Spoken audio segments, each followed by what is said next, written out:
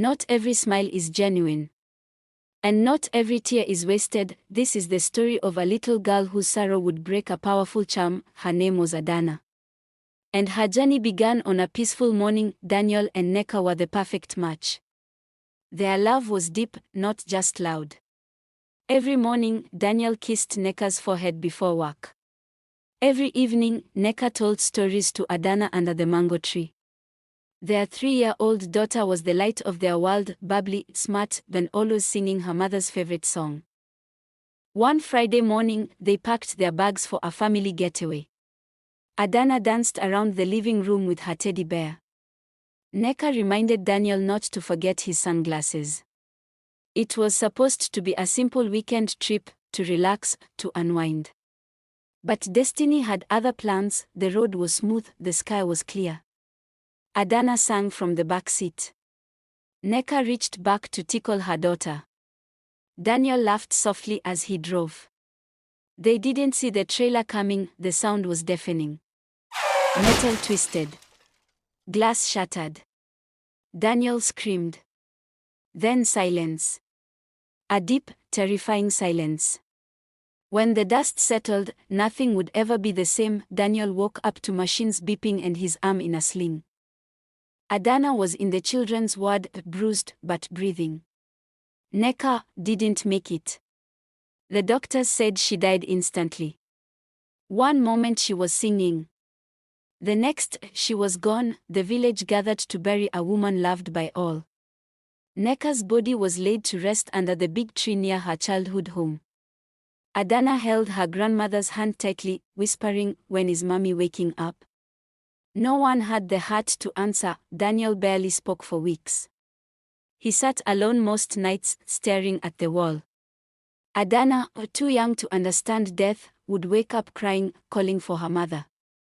The house once filled with laughter, now echoed with silence. One evening, as the rain gently fell, a knock came at the door. It was Chioma, Neka's best friend. She came with hot food, fresh fruits, and a warm smile. "I came to check on you," she said softly. Daniel nodded, grateful for her presence. In the days that followed, Chioma came often. She swept the compound, washed Adana's hair, made Daniel his favorite yam porridge. Slowly, the cold in the house began to melt. Adana smiled again. Daniel laughed, just a little. Hope was returning. But in the middle of the night, when everyone slept, Chioma sat alone in the living room. She took out a small black pouch from her handbag, whispered to it, and smiled. A smile that didn't reach her eyes. What does Chioma want? Sometimes we can't see the chains that bind us smile send shivers through the night. In Daniel's case, love wasn't enough to see the truth. What happens when you trust the wrong person? This is the beginning of a mistake he couldn't undo. Months passed since Neka's death, and Daniel was still lost in his grief. Chioma, always there to support him, began to fill the empty spaces. With her kindness, her soft voice, and the way she made Adana smile again, Daniel couldn't help but notice how much she cared. Maybe she could be the one to heal the wounds. One evening, Daniel took Chioma by the hand, his heart racing with an unfamiliar hope. He could see a future now, his daughter happy. A new life. "Will you marry me, Chioma?" His voice trembled, but his eyes held the promise of a new beginning. Chioma's smile was radiant, but behind it was something darker. She accepted quickly, holding him close. "We'll make a perfect family, Daniel. Adana will love me as much as you do." The words sounded comforting, but there was a cold edge to them that Daniel didn't hear. The wedding was simple, but the house was no longer the warm place it used to be. The smiles were less frequent. Chioma kept a watchful eye on Adana, and Daniel didn't notice how his daughter's laughter had faded. She no longer danced around the house or sang her mother's favorite songs. Chioma began making small comments to Adana. "Why don't you keep your room clean like a big girl?" Or "Why don't you wear that dress I bought you?" Little things that began to weigh heavy on Adana's heart. She had lost her mother, and now she was losing herself. Daniel still couldn't see it. He was too in love with Chioma, too grateful for how she stepped in after Neka's death. He didn't see how Chioma's sweet words were slowly turning into commands. He didn't hear the sharpness in her voice when she spoke to Adana. One night, Adana cried herself to sleep. She missed her mother terribly. Chioma's harsh words felt like a weight on her chest. But who could she turn to? Her father was too busy. Her heart was breaking. When the loneliness grew, Chioma saw it in Adana's eyes, the sadness. She decided it was time for her to take control. Maybe it's best if Adana goes to stay with your parents in the village, she suggested one evening. It will be good for her. Daniel hesitated but agreed. Maybe distance would help them both. The next morning, Adana was packed and sent to her grandparents' village. She clutched her teddy bear, tears in her eyes. She didn't understand why she was being sent away. But Chioma's words echoed in her head, it's for the best. Adana didn't feel safe anymore, not even with her father. As the bus drove away, Chioma whispered to herself, soon, you'll be out of my way. She had made her move. Now, it was time for the next phase of her plan. But what she didn't know was that Adana's journey was just beginning. And her happiness would be the key to breaking everything Chioma had built. What is Chioma planning? And how far will she go to get what she wants? The more Adana suffers, the closer Chioma gets to her goal, but something unexpected is about to happen in the village, something Chioma never saw coming.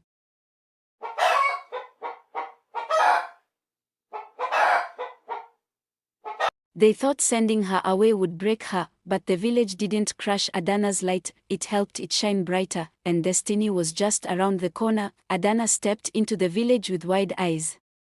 The air was fresh, the land green, and her grandparents' home was small but full of love.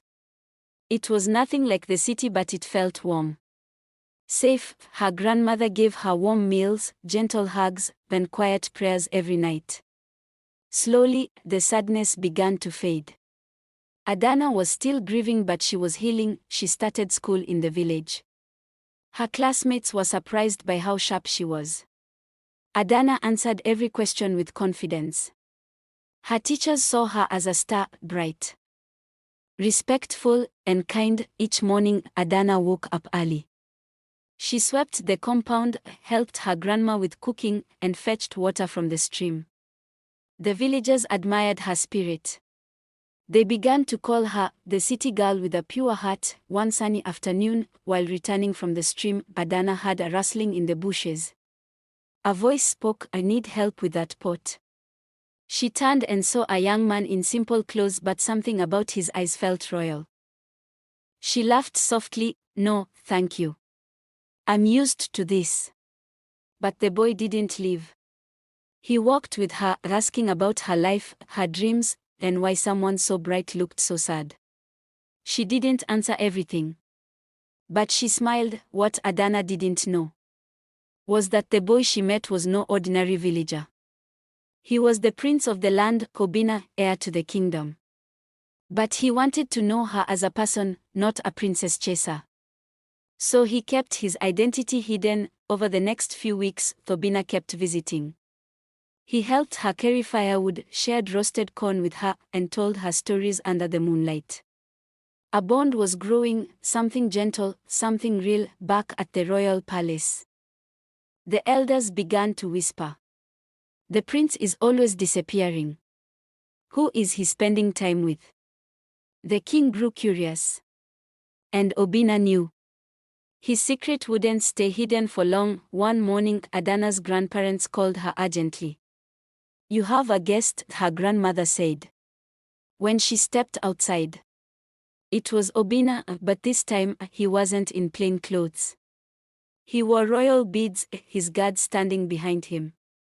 Her heart stopped. What will Adana do now that she knows the truth? Will love grow stronger, or will royalty come with rules, back in the city? Chioma's charm is starting to break, everything is about to change. From the dusty roads of the village to the royal palace gates, Adana's story was changing, but while she found love, a dark secret far away began to shake. Obina looked her in the eyes.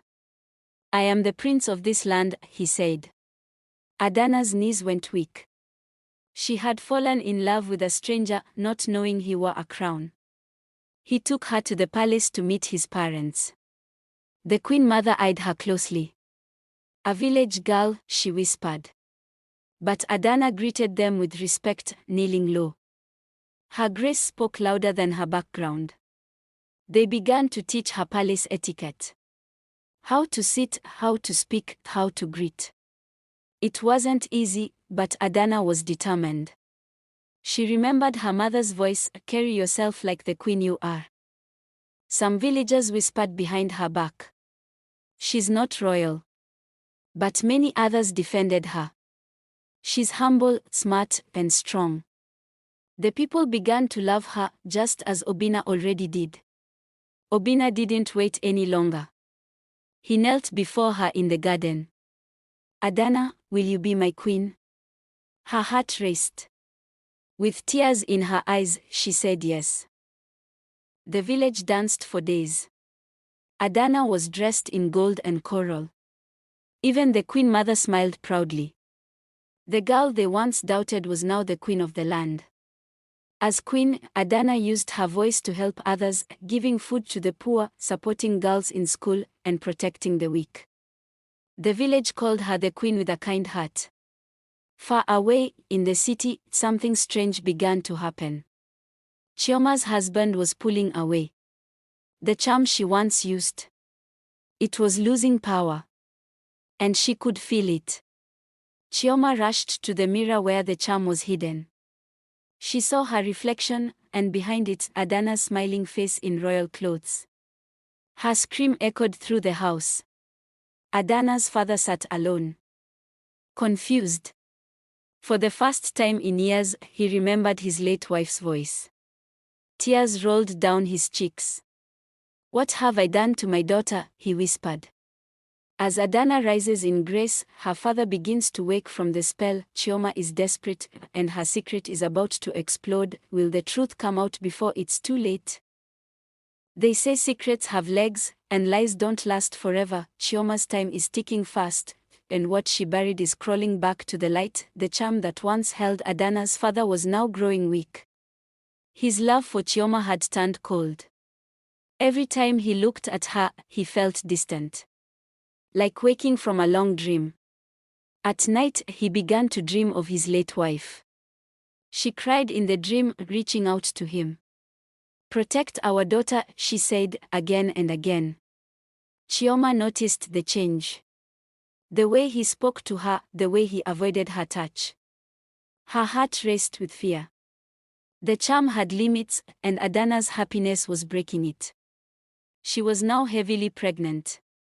But something was wrong. The baby didn't move. The pain came often, but no child came out. Her face grew pale. They rushed her to the village spiritualist. He looked into a bowl of water, shook his head and said, "There is something hidden. Until she confesses, this child will not be born."